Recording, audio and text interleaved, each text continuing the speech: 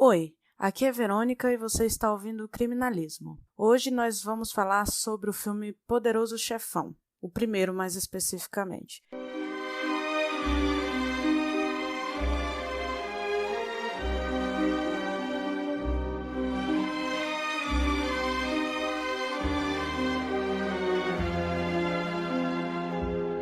Eu estou aqui com a Marília Veras, mais uma vez, a psicóloga que gosta muito desse assunto, assim como eu. Oi. Olá, Verônica. De novo, é um prazer estar aqui e falar sobre esse assunto, como você disse, é um prazer, eu gosto muito do tema. Então, hoje nós vamos falar do primeiro filme do Poderoso Chefão, mas para começar uma nova fase, a gente vai fazer 3 episódios, né?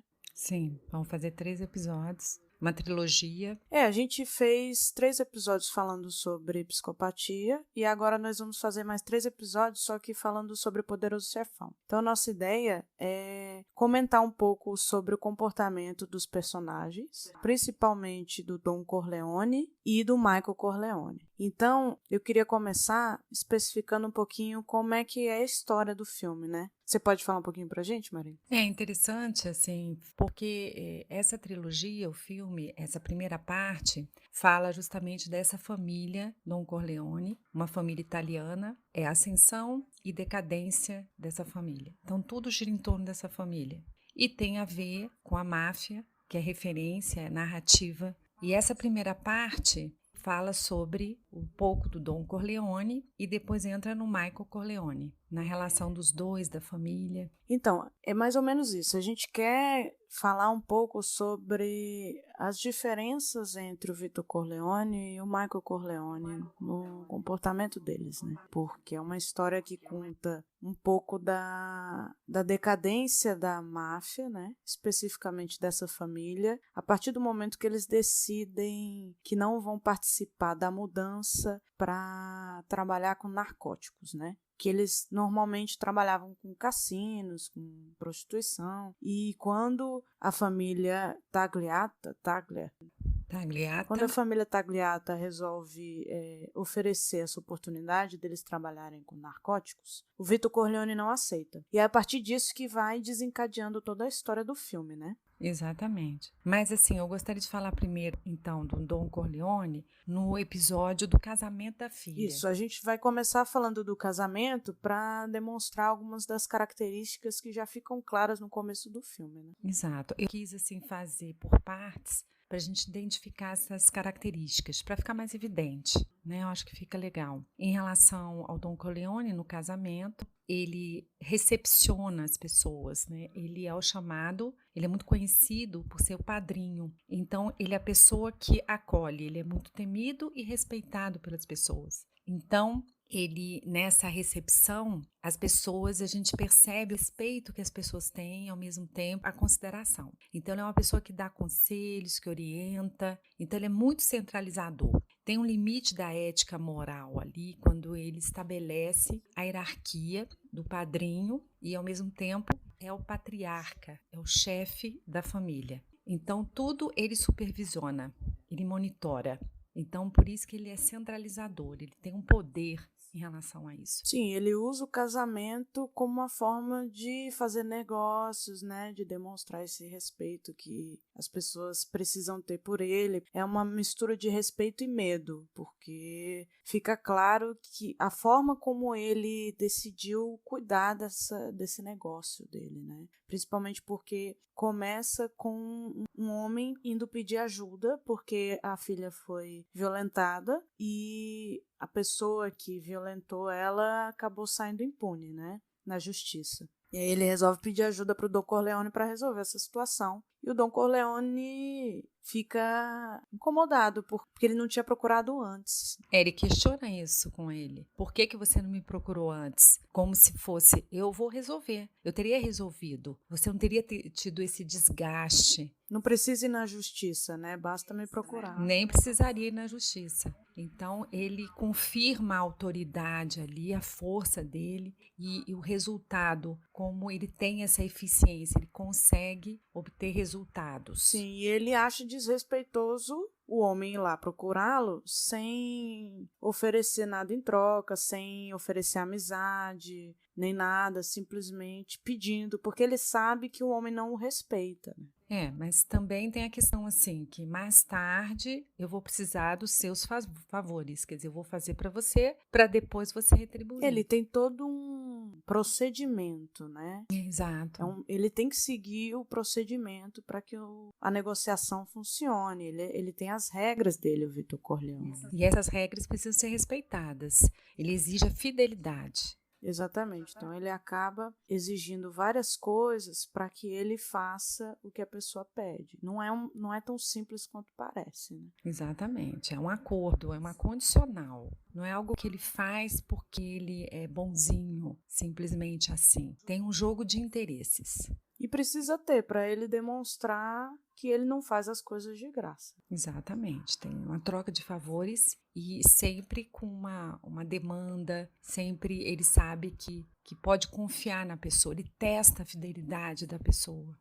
E ao mesmo tempo ele tenta mostrar que ele está ajudando a pessoa, porque ele fala, pode ser que eu peça esse favor, pode ser que não. Exatamente. Então ele deixa a pessoa, de certa forma, refém um pouco disso. Porque a qualquer hora eu vou precisar de você. Então você tem que estar a postos. E aí acontecem várias coisas durante o casamento, né? Ele acaba focando muito mais nos negócios do que no casamento em si, né? Do que na festa de casamento, na verdade. Porque tem a questão também social, que ele também tem interesse de manter um carisma, de manter uma fachada, família unida. A preocupação dele, porque isso também tem a ver com ser respeitado, porque ele é um pai de família. E ali ele está celebrando um casamento que tem a ver com uma religiosidade, com um ritual que é valorizado naquele grupo, naquela cultura. Sim, e também é um sinal para que as pessoas que ele considera, que ele faz negócios, etc., mandem presentes ou compareçam, né? Isso também é importante, essa demonstração de valor, de respeito a ele, né? A família dele. Com certeza, fidelidade. E aí, ao mesmo tempo, a gente vê o Michael, né? O comportamento do Michael no casamento. É interessante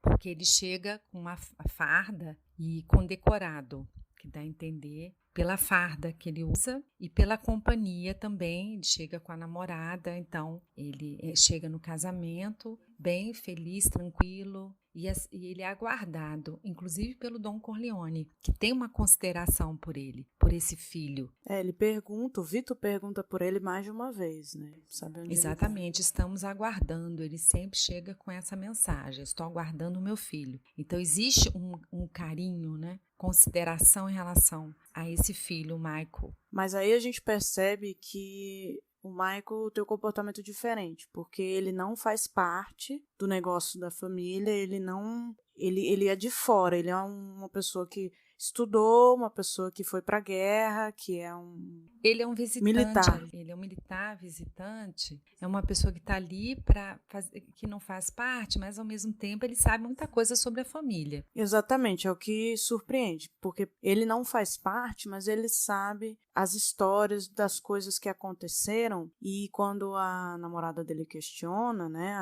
A Kay, Diane Keaton, ela questiona, porque tem coisas que não são muito certas, éticas, né? O que ele fala em relação ao pai, né? Como o pai consegue as coisas com autoritarismo, usando a força, a violência, e ele fala com muita naturalidade. Sim, ele conta a história de como o irmão dele conseguiu virar um cantor famoso. Você percebe que o Vito fez com que ele se tornasse um cantor famoso de uma forma autoritária, né? Exato, porque na verdade, se não me engano, é um sobrinho do Vito Corleone. Mas tem um sobrinho que é um cantor famoso. E ele consegue sucesso justamente por conta da interferência do Dom Corleone.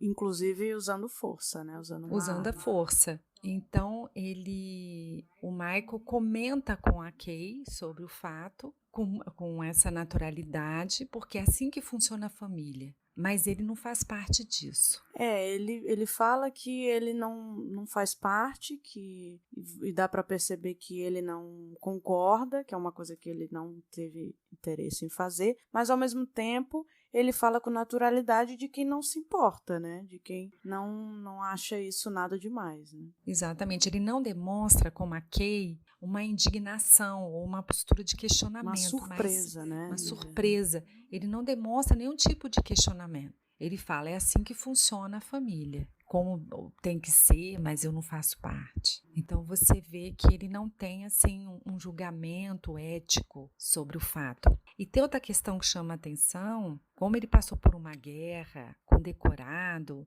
ele não apresenta sintomas de estresse pós-traumático, né? De uma pessoa que numa guerra você tem muito sofrimento. Então ele não demonstra. Parece que ele fez um passeio. Se você é condecorado, significa que você matou muitas pessoas, né? Sim. Todo herói de guerra é aquele que matou muitas pessoas. Exatamente. E mesmo assim, uma guerra sempre é tenso, né? Não é um passeio, não é algo tranquilo, como ele demonstra.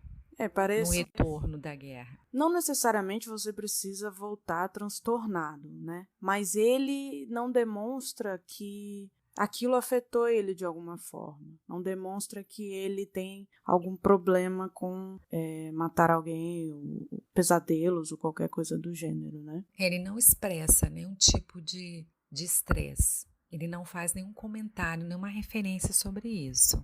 Sim, é importante frisar que, como a gente vai fazer uma análise do filme inteiro, a gente vai contar cenas, a gente vai dar spoiler, então é importante que você tenha visto o filme, até para compreender melhor o que a gente está falando, né? Exato, para fazer os links também, né? Exatamente. Se você não viu o filme, por favor, veja. Tem alguns serviços de streaming, eu acho que tem na Amazon Prime, dependendo até na Telecine Play, então não é difícil de encontrar. E é um filme maravilhoso, excelente, feito pelo Coppola, que é um diretor espetacular, a partir de um livro, baseado no livro do Mario Puzo, e com personagens excelentes como o Al Pacino, que faz o Michael Corleone, e o Marlon Brando, que faz o Vito Corleone, né? Inclusive são excelentes atores, a interpretação, Marlon Brando, vale a pena realmente assistir. E Al Pacino também com a interpretação impecável, excelente, impecável. Mas voltando ao filme, nesse momento a gente já percebe, no momento do casamento a gente já percebe algumas diferenças, né? Como o Michael respeita a família, mas não se envolve, e como o Victor se envolve completamente e se preocupa e tem uma relação de afeto, né, com os filhos, principalmente, né, os filhos. E acho que a gente pode ir para a próxima cena, né, agora. Sim, eu só queria fazer uma observação no casamento. O Michael, quando ele apresenta os irmãos à namorada, ele tem um irmão que é o irmão adotivo, então que é o advogado. Ele apresenta como uma pessoa importante. Embora seja meu irmão adotivo, ele tem uma importância, um valor, não por uma questão talvez afetiva, mas pela função que ele ocupa na família, o valor que ele tem em relação a essa família. Sim. O que demonstra uma questão condicional dele. O que ele tem para me oferecer? Sim. Que é o Tom Hagen, né? Então, ele, na apresentação, ele faz questão de enfatizar a importância, o valor desse irmão adotivo. Por ser advogado, né? Conselheiro da família. Conselheiro. Então, você vê como ele prioriza isso, como isso é importante para ele. E a questão também do Fredo, né? Quer dizer, o Fredo chega para conversar, que é o irmão mais velho, e daí ele começa a contar a história. É uma outra figura também, o irmão, que embora seja o mais velho, mas ele tem diferenças significativas, né, em relação ao Michael, que a gente vai observar nos próximos, né? Tanto que ele não é quem vai cuidar da família quando o Victor morrer, né? Quem é responsável é o Sonny, que é mais novo. O Fredo não é considerado pelo pai, né, como uma figura de autoridade que possa substituí-lo. Ele não tem uma força, uma personalidade que consegue se impor, articulada. Então, a gente vai observar nos episódios que isso fica muito claro. E como o Michael não quer participar, fica a responsabilidade com o Sonny, que, se não me engano, é o mais novo, né? Tirando a irmã.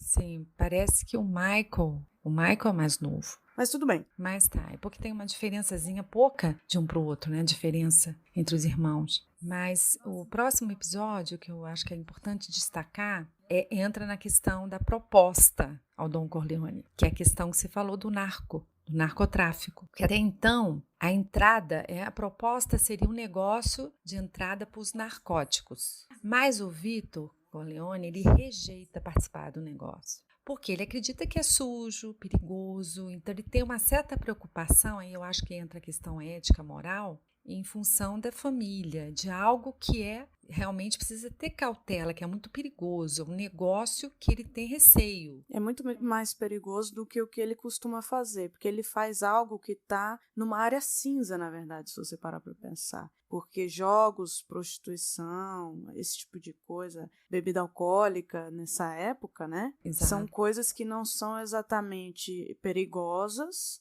mas também não são completamente lícitas. Então ele consegue trabalhar, inclusive é um argumento que ele usa para não aceitar o narcotráfico, é que o que ele faz, os políticos, a polícia, as autoridades, os juízes, eles aceitam isso. Eles acham, é mais aceitável. Eles acham esse tipo de coisa aceitável. O narcotráfico não, né? Claramente ninguém vai aceitar e com isso ele perderia o apoio que ele tem. Porque ele prioriza muito esse apoio. Para ele é muito importante ter esse apoio, porque tem também a ver com a imagem que ele passa, essa imagem de certo respeito. Então, os narcóticos é algo muito obscuro nessa relação social que ele tem. Ele tem uma questão ética moral, mas também tem outras questões. Ele não é bonzinho, né? Então ele tem... Não, isso não quer dizer necessariamente exato, que ele seja bonzinho. Ele tem questões práticas, ele tem questões que também tem a ver com o negócio que fazem com que o narcotráfico não seja atraente para ele. Né? Exatamente. Ele está seguro com o que ele já tem. Ele mantém uma certa, talvez, visão também conservadora com os negócios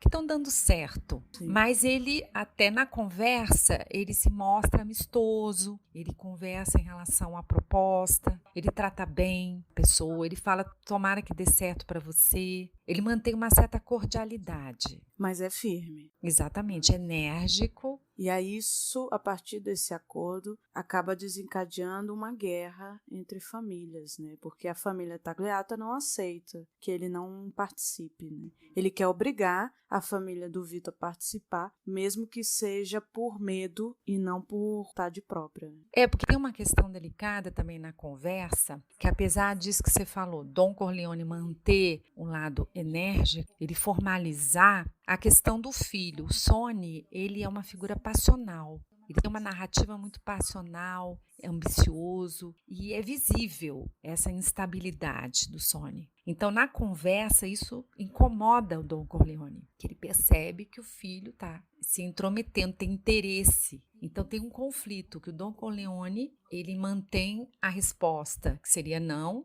mas o filho, por outro lado, o Sonny, tem interesse. E deixa isso claro, né, pro Tagliata, né? Porque a questão, então, ele tem interesse. Então, quando ele percebe essa instabilidade do Sonny, ele entende que a coisa não está tão segura, certa? Que ele pode ainda conseguir mudar de ideia e conseguir influenciar. Porque ele percebe a importância da influência do Don Corleone. Então, é isso que ele quer. Ele quer justamente ter o juiz, as autoridades a seu favor. Ele quer uma conivência, uma cumplicidade. E isso ele pode conseguir através do Don Corleone. E Don Corleone fica incomodado porque ele não quer que ninguém demonstre suas opiniões fora da família para outras pessoas. Que foi exatamente o que aconteceu. O representante dos Tagliata percebeu que o Sonny estava com uma opinião diferente e usou isso. Só que, além disso, o advogado que a gente falou, né?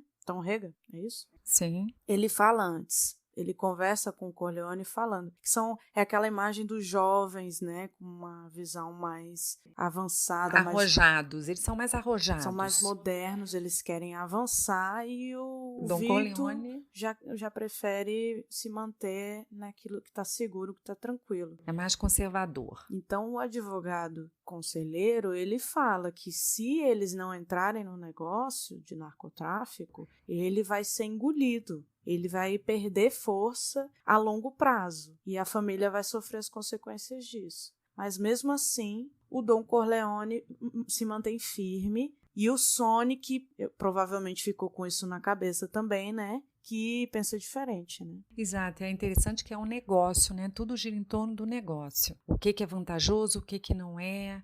Então tem esse conflito que acaba provocando uma fragilidade, causando uma fragilidade. Ou a família fica mais vulnerável. Você vê que a família não está 100% de acordo, né? E isso fragiliza realmente a família. Isso é um primeiro passo para enfraquecer e para começar o que você falou a descida, né? A decadência. A decadência, exato. Porque eles ficam muito vulneráveis. Então, tem conflitos. Don Corleone já não tem a mesma força, porque ele está mais velho. No processo, ele começa a envelhecer. Então, você vê que na sequência, depois da proposta, tem do atentado contra Don Corleone. Então, eles perceberam, os mafiosos, as outras famílias, a fragilidade de Don Corleone. Exatamente. E aí, esse é o ponto de virada, tanto para o Don Corleone, né, o Vitor, quanto para o Michael também. E é isso que é interessante dessa parte. Muito interessante, porque a questão que o Vitor, ele consegue sobreviver ao atentado. Ele sofre um atentado, a intenção era matar e, surpreendentemente, ele sobrevive aos tiros. Com certeza, foram 5, se eu não me engano.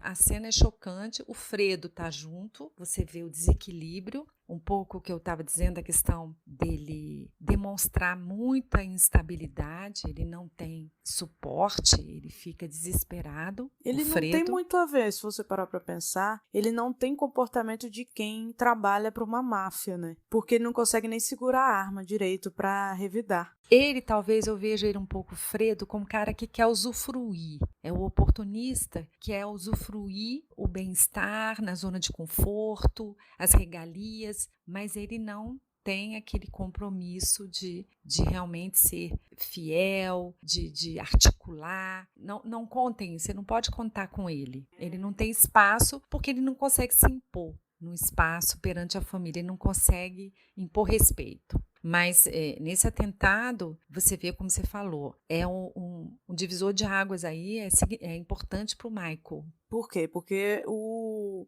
Vitor sobrevive, impressionantemente. A família passa um tempo até sem saber como ele tá, o que está acontecendo. E o Michael resolve ir até o hospital para ver como é que o Vitor tá, né? Você vê que ele toma iniciativa. Ele começa a manifestar um comportamento calculista, frio. Ele começa a querer saber o que está acontecendo. Até aquele momento ele não queria participar de nada, ele não tinha nada a ver. Até o momento, não. Mas naturalmente, na sequência, ele começa a expressar a verdadeira face, o interesse dele, ele demonstra habilidade, frieza, até para arquitetar um plano. Eu acho que o mais interessante dessa parte é a naturalidade como ele consegue assumir a posição de líder e tomar decisões rápidas. Claro que provavelmente tem a ver com a guerra também, né? O preparo que ele teve na guerra, mas é muito interessante que ao ver o pai dele quase morto, ele é como se ligasse uma chave, né? E ele mudasse totalmente o comportamento dele e passasse a agir realmente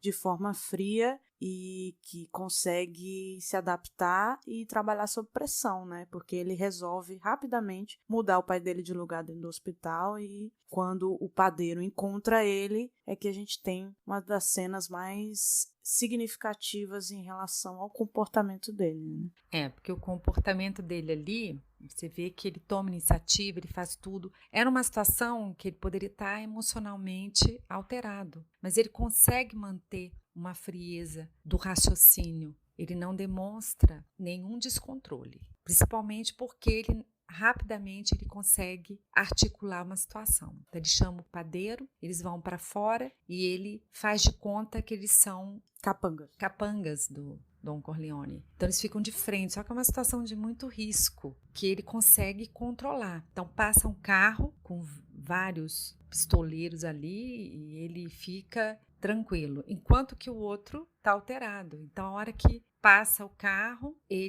o companheiro, o padeiro, está ali com cigarro, tremendo, a mão trêmula, tentando acender o isqueiro, que demonstra um descontrole, que é natural, coerente, medo. E o Michael simplesmente saca do bolso o isqueiro e acende o fogo. Então, sem demonstrar nenhum tipo de alteração.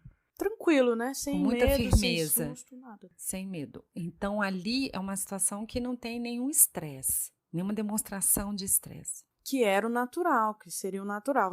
Você não é um capanga, você não está acostumado com isso. Você se vê do nada numa situação em que você tem que ter controle e ele consegue. Exato, até porque é uma situação imprevisível, muito imprevisível. Ele não tem controle nenhum daquela situação. Poderia ter levado um tiro e morrido ali. Na hora.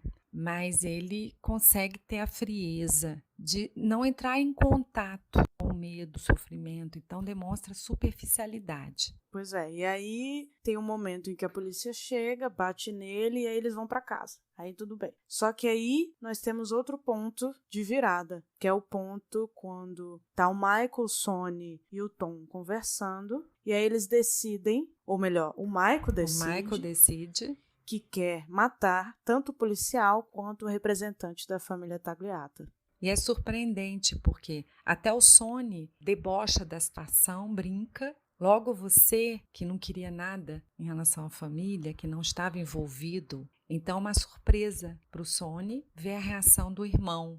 E acha que é uma reação passional. E ainda acha que é passional. Mas aí o Michael, articulado como sempre, assim, nessa situação, como ele demonstra, ele justifica o ato. A questão dos jornalistas. Então ele explica por que ele quer fazer isso. Sim, como a polícia pode ser retratada como corrupta pelos jornais e como isso faria com que a visão das vítimas fosse negativa, né? Exato, quer dizer, você vê que tudo é muito rápido que ele faz, o pensamento dele está 1000 por hora ali. E planejado, organizado, né? Muito planejado. Então é uma virada, assim, muito importante no processo. E não só ele arquiteta o plano, ele decide que ele que quer matar. Porque o Tagliata, se aproveitando da situação, ele quer conversar com o Michael, que é a pessoa que não tem nada a ver com a história, mas que pode, na cabeça do Tagliata, ser convencida, né? Então ele, se aproveitando disso, ele decide que ele vai mesmo e ele que vai matar. Você vê que é interessante que ele é o escolhido e ele toma iniciativa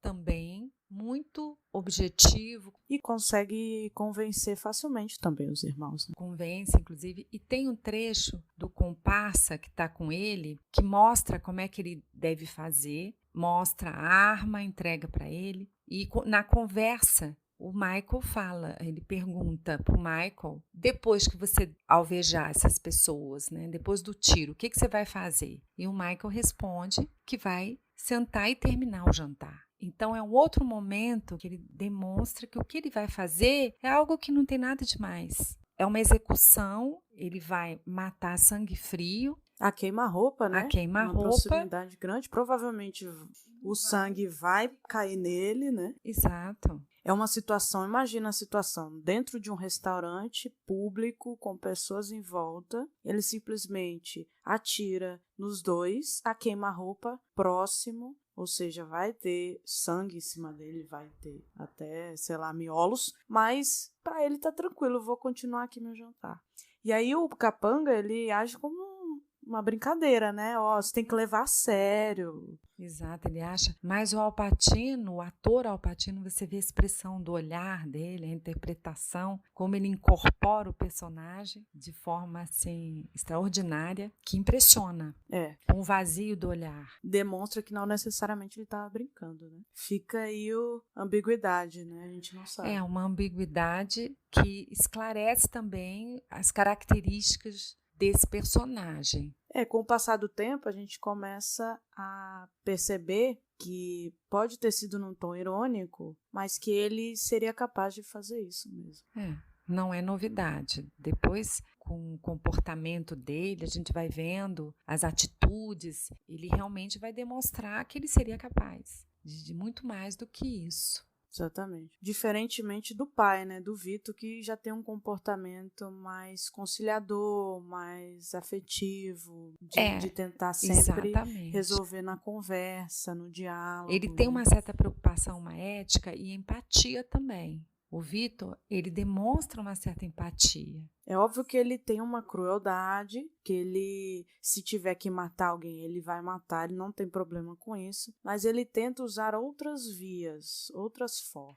Também assim, ele tem os motivos dele, mas assim, ele demonstra um pouco mais de preocupação, um pouco mais de afeto do que o Michael.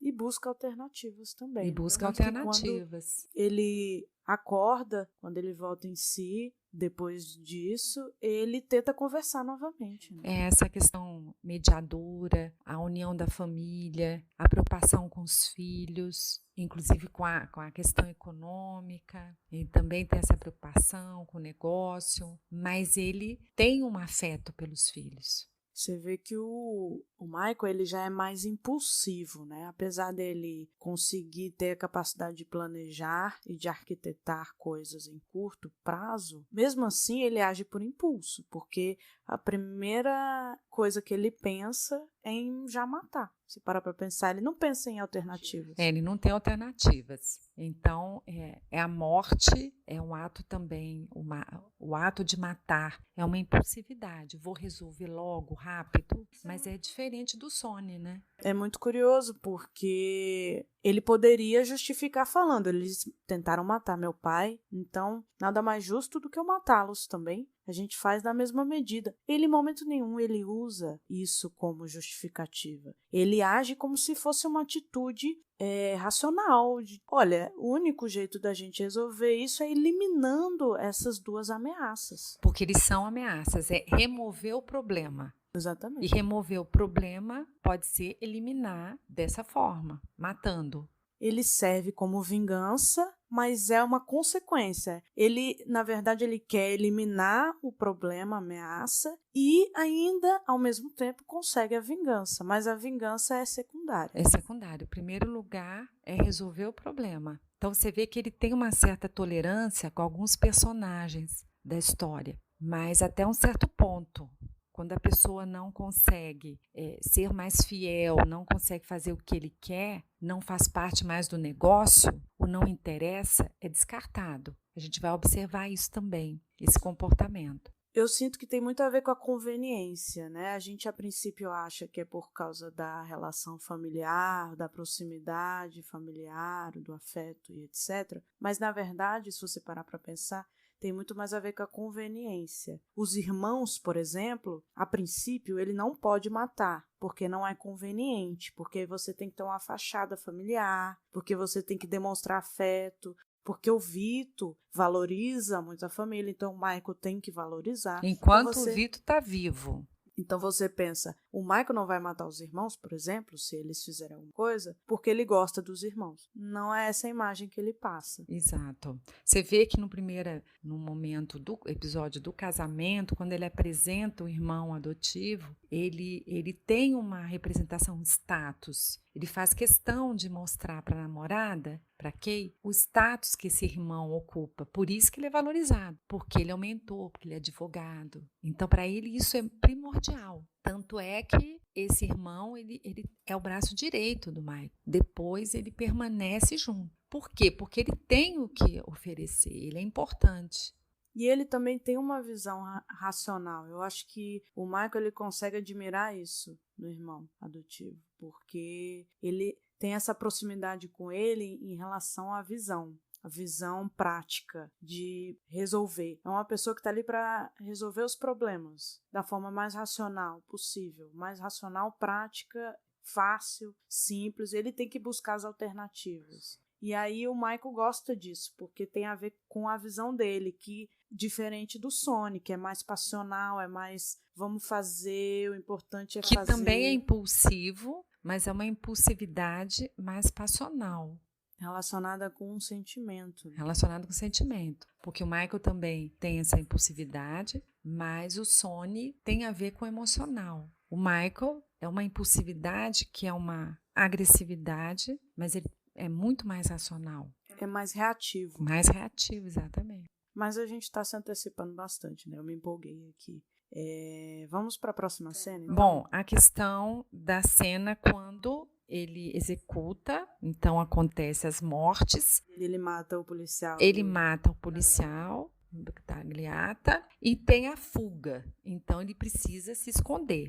Então ele vai para o interior da Itália. No interior da Itália, nesse episódio, a vida do Michael, ele conhece a grega, a Polônia. E ela é escolhida. Ela é aquela pessoa que tem uma beleza, mas ela é desejada, é cobiçada por muitos. Mais reservada. Né? Mas é reservada, é de família. Então ele fica surpreso com aquela pureza, talvez, né? Com aquela figura pura e desejada. E inalcançável, né? Inalcançável. Então ele resolve conquistá-la. Então ele fala com o pai. É um desafio, que ela é intocada. Então ele se aproxima do pai aos poucos, com respeito. Ele se impõe também. Ao invés dele ir atrás dela especificamente, ele sabe, não só pelo que ele vê, mas pela cultura da Itália mesmo, ele sabe, porque ele é de descendência italiana, o Vito é italiano, ele percebe que ele precisa chegar nela através do pai, que é aquela figura autoritária e negativa, né, que a princípio não aceita. E aí é esse momento que ele se impõe para conseguir, né, conquistá-la, mas ele faz de uma maneira formal, fala primeiro com o pai, tem uma hierarquia, ele respeita também, ele tem esse cuidado com o status, com a hierarquia, o papel do chefe da família. Mas é interessante também que ele não demonstra insegurança, ele demonstra muita firmeza com essa atitude. Sim, não tem medo. Exato. Medo, receio, mais uma vez. Ele se impõe com muita tranquilidade, com segurança. Sim. E aí ele consegue conquistá-la e casa com ela, inclusive.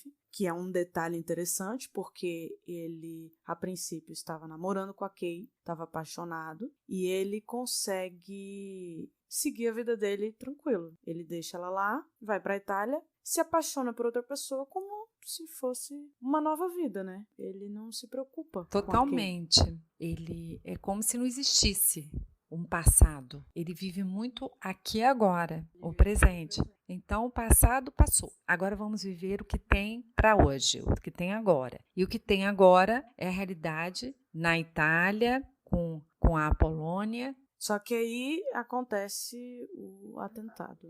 Tem uma tragédia aí que acontece, o atentado, e ela morre. Eles casam, tem a festa e tudo. E depois de um tempo, ela dentro do carro, ela estava dirigindo, ela aprendeu a dirigir, e ela estava toda super feliz. E era o carro que era para ele estar dirigindo. Era para ele estar dirigindo. Então, acontece o atentado e foi uma cena bem forte, de explosão. E é um momento que ele fica numa postura de estar assustado, de surpresa. Mas isso logo passa. Mas logo passa. Também não tem o estresse em relação a isso. Ou uma situação de luto, que seria coerente, natural, que ele ficasse. Talvez ali não demonstre, assim, qualquer tipo de demonstração de luto, ou um tipo de depressão. E trauma também não tem. Trauma não tem. Pelo menos ele não demonstra, ele continua a vida dele. Logo depois ele descobre que ele precisa voltar para Nova York. Ele volta novamente, como se nada tivesse acontecido na Itália, como se a vida dele zerasse. Porque o zerar significa o passado. Então eu vou zerar. Agora é o presente. Agora o presente é a Kay que está disponível.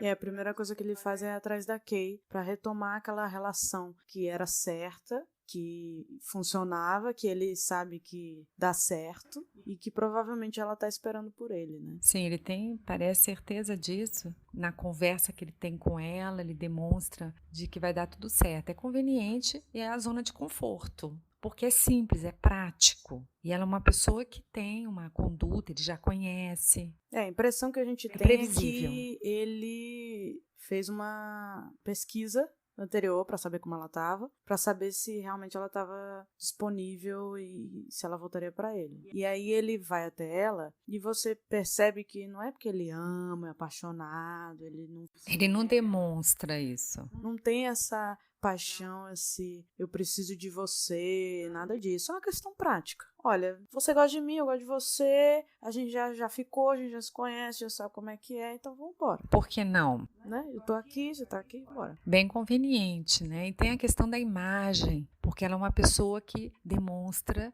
ser uma pessoa educada, de família, sabe se comportar. Então é interessante também para ele que tem uma ambição, pensa, né, nessa questão de estar bem, confortável. É uma pessoa que vai estar junto. Exatamente. E aí, a partir desse momento, a gente vai para a próxima fase da história, tanto para o Michael quanto para o Vito Corleone, que é o momento em que o Vito morre. Mas também tem a questão da emboscada contra a Sonny, né? Quer dizer, o Sonny morre, que ele é surpreendido. Sim. Então, é uma morte terrível, porque ele é baleado, né? É a parte da história do Sonny, né? Do Sonny. O Sonny também estava passando por uma outra situação, que era a irmã e o cunhado. Né? Exatamente, é um conflito, que aí o Sonny tem um lado passional. Era um conflito específico do Sonny, porque nenhum dos outros irmãos e o pai, ninguém estava envolvido. É a situação em que a irmã está sofrendo violência doméstica do cunhado e o Sonny vai tirar satisfação, porque ela conta para ele, e ele resolve simplesmente bater no cunhado, porque é cunhado, né? É família de qualquer forma. Ele tá fazendo besteira, tá machucando a irmã, mas continua sendo família, continua tendo regras. Você vê que ele não mata. Ele resolve não matar por causa disso, por causa desses sentimentos. Mas como ele se envolve emocionalmente, ele é bastante agressivo. O problema nessa situação é que o que ele não sabe é que violência doméstica não simplesmente acaba. Não tem como você simplesmente fazer a pessoa parar na porrada. Assim. Exatamente. Então, é claro que o cunhado, até porque ela não separa, né? Então, o cunhado continua batendo nela. E aí, mais uma vez, ele vai atrás, ele é chamado para resolver a situação. E é nesse momento que ele sofre essa emboscada. Ele sai sozinho, né, de carro, né? Ele sai sozinho muito rápido, né? Aquela coisa da impulsividade, da passional, né? De ele vai, nem pensa. Enquanto isso, todas as famílias estão contra os Corleone, né? Então, ele sofre essa emboscada e isso acaba desencadeando o começo da guerra. Porque aí entra a questão da postura do Don Corleone,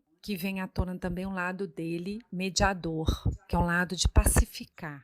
Mais uma vez, você vê essa personalidade dele. E ele não percebeu que ainda não tem mais jeito. Não tem mais jeito. Né? Aí tem a reunião com as famílias e nessa reunião, que é justamente ele comenta do filho, que foi muito sofrido, perdeu o filho, mas ele fala com outro pai que também perdeu outro filho. Então, nessa hora, ele tem uma empatia. Eu percebi que é um momento que ele tem empatia, de se colocar no lugar do outro. Nós perdemos os nossos filhos. Então, ele leva em consideração essa questão, né, do sofrimento, ele entende. Então, você vê que ele tem uma empatia de compreender, de estar do lado do outro. E nessa hora, vamos finalizar a guerra. Então, ele faz essa dica, a sugestão de acabar, encerrar. Nós estamos quites nessa situação. Então, é um momento que ele acredita no idealismo dele que vai pacificar, que tudo vai ser resolvido. Então, achei interessante dessa reunião que demonstra bem a marca registrada do Don Corleone e essa temperança dele e a empatia, inclusive. O problema é que ele morre. É a questão que ele estava envelhecendo. Já depois, eu acho que do atentado, ele já ficou prejudicado, já teve várias complicações.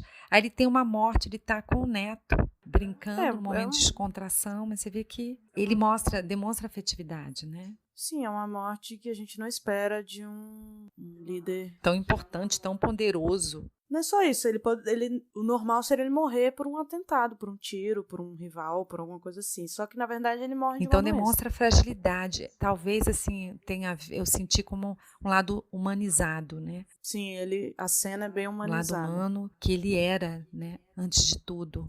Uhum. E aí ele morre, e aí é nesse momento, né? Esse que é o momento de virada, que é a mudança que acontece dentro da família. Porque no momento em que ele morre, o Michael descobre que tem um traidor. E aí tem a cena do velório, né? Que também é uma cena bem significativa para o comportamento do Michael. Esse episódio, ele é significativo, realmente. Então, a expressão, a questão do olhar do ator, do Al Pacino, aquele olhar inquisitor que está ali observando, racional. Então, Michael, ele está determinado. Então, ele não vivencia ali o momento do velório. Os outros irmãos, a gente vê que eles estão sofrendo. Inclusive, a mulher do Michael está sofrendo, chorando. Então, está todo mundo mobilizado. É uma situação de vivenciar a tristeza, o luto. Novamente, ele não vivencia o luto, o momento de sofrimento. Ele se mantém racional, frio,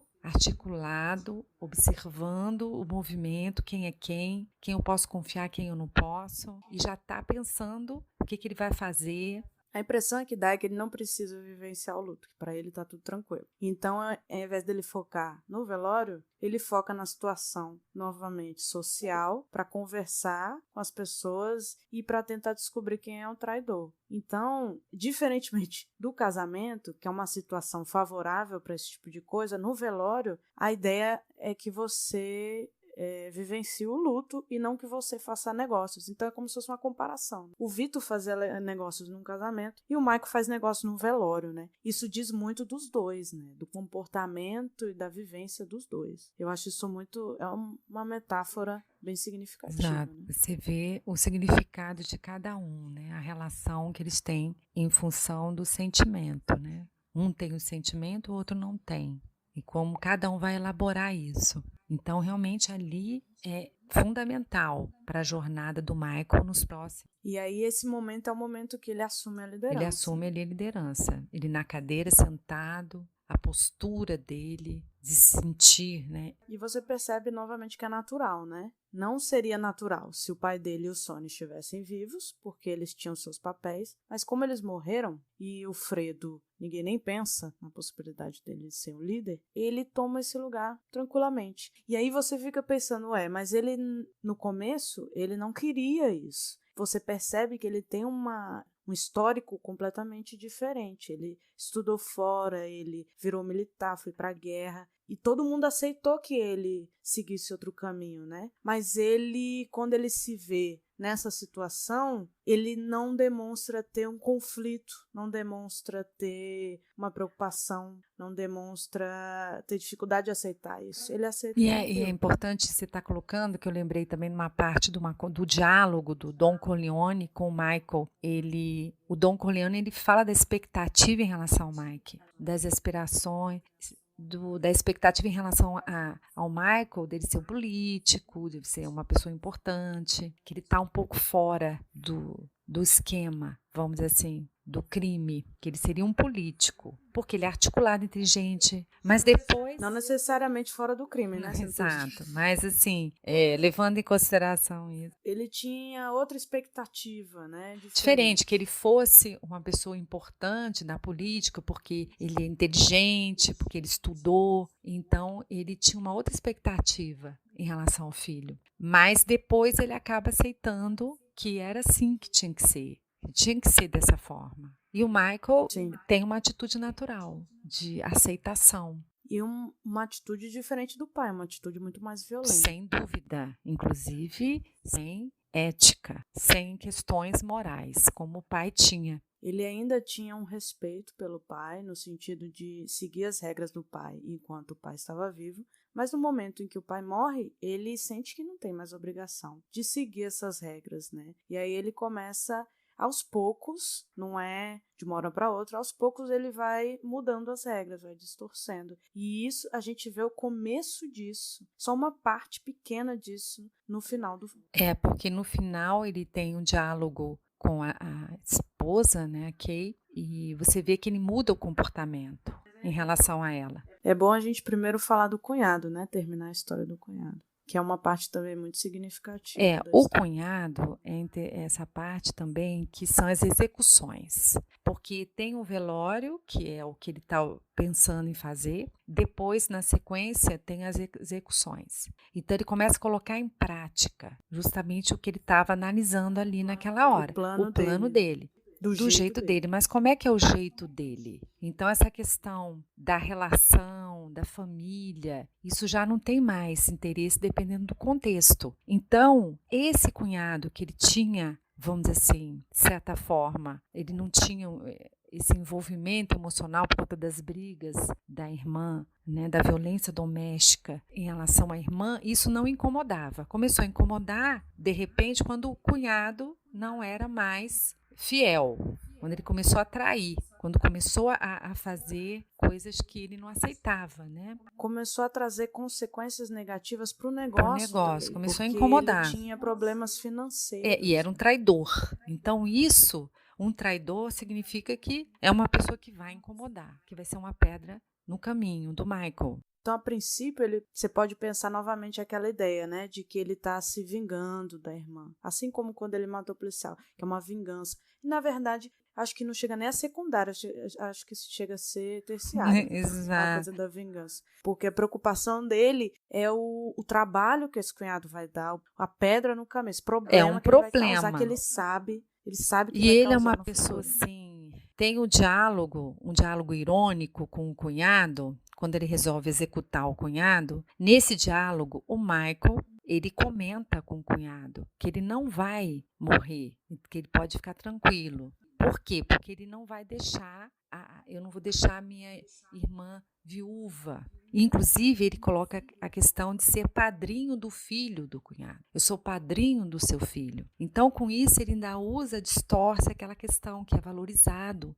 pelo Don Corleone. Padrinho, afilhado, esses laços. Então, ele debocha em relação a isso. Eu acho que se parar para pensar, é até um deboche ao Sony, porque essa frase é exatamente o estilo do Sony, é o que o Sony diz. Sim, exato.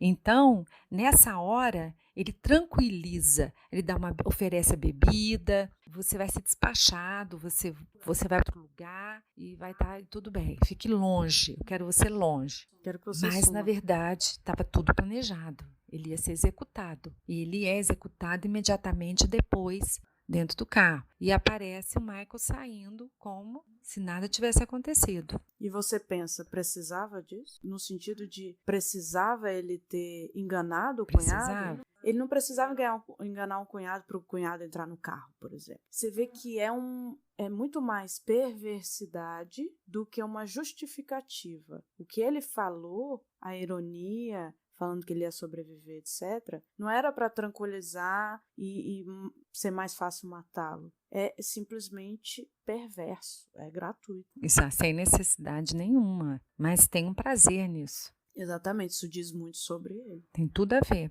E depois tem a questão da irmã, apesar de toda a violência doméstica, de tudo que ela sofria, mas ela tem um vínculo, aí é outra questão da relação, muitas vezes uma relação doentia da violência, e ela está sofrendo com a morte, ainda mais do jeito que foi, né? Então, por conta dos pais dos meus filhos, então ela chama a atenção do Michael, desesperada, por que você fez isso? E ela demonstra essa... Vai contra o que a família acredita, né? Porque é família. Então, ela fica chocada com a atitude do irmão e com a frieza do irmão. E ele finge que ele não tem nada a ver com isso. Né? E ele diz que não. Então, nessa hora, você vê que ele tem um poder e ela percebeu esse poder. E ela já ficou com medo dele. É uma coisa que as pessoas só vão perceber mais lá na frente, mas ela já percebe. Ela já percebe, porque ele é capaz de tudo. Até então, ele não se incomodava. Era diferente do Sony. Mas quando começou a incomodar, ele resolveu eliminar. Então tem uma diferença em relação ao Don Corleone, à família. E aí a gente chega na parte final do filme, simbólica dele se tornando o Don Corleone, né? É bem simbólico, porque... Que é quando ele conversa com a Kay. E depois ela se afasta e a porta fica entreaberta, né? Ela vai para outro spa, um ambiente, muda de ambiente, a pessoa chega e beija a mão dele. Então, a questão do poder, do padrinho. Que é uma coisa que a gente brinca, né? Que o nome do filme é Poderoso Chefão, em português. Só que, na verdade, a tradução de Godfather é padrinho. Mas não tem como você colocar um nome forte e grande como padrinho. Padrinho é diminutivo, né? Então, eles colocaram Poderoso Chefão. É muito mais impactante. Mas essa cena que ela olha, então a Kay olha e parece que ela não entende muito bem, né? Ao mesmo tempo, a ambiguidade. O que me parece é que ela fica surpresa com o poder que ele tem, com a lealdade cega das pessoas, porque ela percebe o que ele fez e a diferença, que é outra coisa importante também em relação ao comportamento dele, é como ele trata a Kay no filme inteiro. A gente percebe mudança drástica de comportamento, que no começo ele se mostrava apaixonado, interessado, afetuoso até, na medida do possível, e sincero também. Ele sempre conta tudo para ela, na maior tranquilidade, coisas... E dessa vez ele não conta. Agora ele estabelece o limite dela não se meter. Exatamente. No começo ele fala tudo, ele se importa. No meio do caminho ele volta pela praticidade e no final ele já demonstra que não tem mais aquela relação afetuosa. Nem de cumplicidade. Nem de cumplicidade, nem de preocupação. Uma relação de você faz o que você tem que fazer e eu não tenho que ser sincero com você. Eu não tenho... Tanto que ela pergunta se ele matou e ele diz que não. Isso é muito significativo porque você percebe a sinceridade dele no começo, sincero até demais, e no final, zero. Quer dizer, ele se distancia totalmente, porque ali também eu vejo a questão da hierarquia, do poder dele, que precisa distanciar, porque a frieza ali tem que ser dominante. Ele precisa manter essa racionalidade, essa tranquilidade, e não ter ninguém perturbando também. E ele não parece perturbado. Ele está bem focado.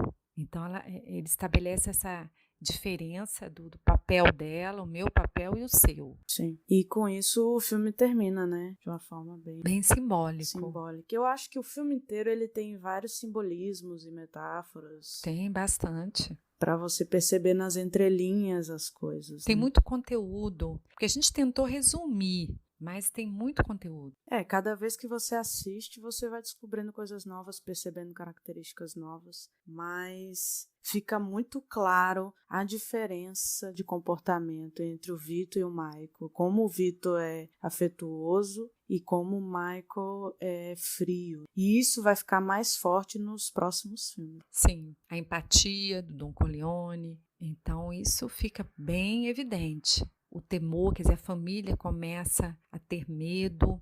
Exatamente, eu acho que vale a pena até entender essa diferença e estudar sobre isso para a gente perceber que existem vários tipos de criminosos, mas assim, existem dois tipos de criminosos bem distintos, né? Porque a gente acha que criminoso é tudo frio, quem é criminoso não se importa, e não é verdade. Realmente existe o criminoso estilo Vito, e existe o criminoso estilo Michael, estilos bem diferentes, e as abordagens em relação a eles têm que ser diferentes. A forma como você vai lidar com esses criminosos é diferente. Você não pode tratar da mesma forma, você não pode interrogar da mesma forma, é tudo muito diferente. Então, por isso que eu acho que vale a pena a gente estudar sobre isso e analisar um filme de ficção, porque ele tem muito a ver com a realidade, sim. E foi muito bem elaborado, muito bem feito. Os atores, o enredo, a história, bem interessante, exatamente por conta disso que você está falando, de entender as diferenças de criminosos, de personalidades. E é baseado na máfia italiana de Nova York, realmente. O Mario Puzo, ele pega essa parte histórica, né, e ele se baseia nela para contar essa história. Essa história não é real, mas ela é baseada principalmente no Al Capone, né? Al Capone é um dos maiores mafiosos que existiram nos Estados Unidos. E ele é fonte de inspiração para muitos filmes de máfia, né? Então, eu acho interessante até estudá-lo para entender melhor como é que eles agiam. Mostra a família, esse lado também humano que, de certa forma, alguns mafiosos têm, características, essas diferenças, para você tentar entender que não é igual, não dá para ser tão igual. Esse criminoso mais afetuoso tem como você usar a família contra ele, tem como você se aproveitar, de certa forma, da situação para capturá-lo. No caso do criminoso frio, seja mafioso, seja qualquer outro tipo de criminoso, já é mais difícil, já tem que ter outra metodologia, entendeu? Já tem outras formas de chegar nele, de conseguir, porque ainda tem isso, a máfia é muito difícil de ser incriminada, né? Tanto que o Al Capone foi preso por sonegação de impostos. Você vê, para você ver. Então, você realmente tem que procurar alternativas e outros meios de chegar neles, né? De pegá-los de alguma forma. Que é muito difícil o acesso. Que tem a questão também do social, da imagem, ser uma pessoa que faz doações, que tem contatos. Eu acho que a gente pode usar como comparação os traficantes aqui no Brasil, né? Que muitos deles ajudam a comunidade, né? A gente estava vendo agora nessa situação da pandemia, traficantes querendo obrigar as pessoas a ficar em casa porque os governantes não estavam fazendo o suficiente, de acordo com eles. Eu vi uma notícia falando isso. Então tem todo esse lado, né? Tem um lado que eles tentam ajudar a população exatamente para receber o apoio da população em troca. É aquela coisa tem do o começo, interesse, né? Exatamente, conveniências. E tem a Eles questão do precisam poder. do apoio da população para se manter também, né? Senão... Exato. E com essa atitude filantrópica, às vezes, com atitude, é uma maneira de manter o vínculo, laços com essas pessoas. E manter a lealdade. Né? Manter a lealdade, a fidelidade. Então, tem um interesse, um movimento articulado, inteligente até, em determinadas situações, quando ele tem uma inteligência acima da média, quando não tem, que a gente viu, né? Que às vezes não tem, mas quando ele consegue ter um estudo, informação, ele fica mais sofisticado para poder conseguir o que ele quer. E eu acho interessante porque você pode pensar que não tem máfia aqui, né? Não existe, como existe nos Estados Unidos, ou na Itália, em outros países. Mas é como eu falei, a gente pode usar como comparação o tráfico de drogas, as organizações criminosas como que são organizados. PCC, o Comando Vermelho. Se você for analisar, tem algumas diferenças culturais, mas a estrutura é mais ou menos a mesma, né? Eles têm uma estrutura familiar que não é de sangue, mas é de companheiros, né? Que tem uma hierarquia, inclusive, tem uma estrutura. Então, tem muitas características que são similares e que a gente pode aproveitar, né? Claro, analisando as diferenças, mas analisando as semelhanças também. Nas devidas proporções. Existe semelhança e diferença. Então, com certeza, dá para fazer uma comparação, porque nesses grupos existe a violência, existe um pouco mais de afeto, mais frieza. Vai depender da personalidade do líder também. O Fernandinho Beiramar, por exemplo, ele tinha uma característica muito clara, né? De ser muito racional, calculista. De liderança, inclusive. De ser um líder muito firme, mas também de ter essa coisa da tortura, né? Uma coisa que a princípio seria desnecessária. Perverso. Mas que ele faz. É uma característica dele, do movimento dele, que é, inclusive, torturar pessoas que não têm a ver necessariamente com o negócio dele, mas que ele pode aproveitar isso. Um lado de poder, de controle. Tem o poder que ele demonstra, ele tem o recado dele que ele passa, que ele escolheu passar torturando, matando as pessoas. É um recado explícito do grau de perversão. Exatamente. Ele poderia ter escolhido outra forma, outro meio, mas ele escolheu esse, que diz muito sobre a personalidade dele também, assim como no caso do Michael Corleone. Então você vê que essas características elas estão bem evidentes no comportamento, que se não fosse seria outra alternativa, seria outro comportamento. Mas por que ele escolheu esse? Tem um motivo específico, tem um tipo de personalidade que não vai agir de outra forma. Exatamente. Que ele só conhece essa forma de agir. É isso que é importante nessa história, é você entender que a escolha da pessoa diz muito sobre ela e faz com que a gente entenda melhor quem ela é e como ela reage a determinadas situações. E como é a melhor forma de você capturá-la, ou de você... de como você vai lidar com essa pessoa. Lidar e neutralizar. Isso tudo tem a ver, exatamente. Eu acho que é isso, né? Eu acho que foi esclarecedor para identificar essas diferenças entre o Vitor e o Michael e essa analogia que você fez com o tráfico, os traficantes. Crime organizado que a gente tem aqui no Brasil. Que é um crime organizado também. Mas é isso. Aí, no próximo episódio, a gente vai falar do segundo filme. A gente vai continuar essa comparação. Mas a gente vai ver o avanço do Michael, né? Dentro da... Ele vai evoluir bastante. Exatamente. E aí a gente comenta mais no próximo. Então, queria pedir que vocês comentassem o que vocês acharam. Se vocês estão animados com essa nova temática que a gente escolheu para falar. E não esqueçam de comentar lá no @criminalismo no Instagram. Lembrando que a Marília tem um e-mail, clinicmago@hotmail.com. Ela é psicóloga. Agora, durante a pandemia, ela está atendendo também pela internet, né? Então, se vocês quiserem entrar em contato, pedir ajuda, é só falar com ela. Sim, eu estou atendendo pelo WhatsApp. E aí, vocês entram em contato com ela e conversam sobre isso, tá bom? Podem tirar dúvidas com ela, comigo também, não tem problema. Então, é isso. Um abraço, então, e foi um prazer estar com você e esclarecer sobre o assunto. Adorei estar aqui. Até mais.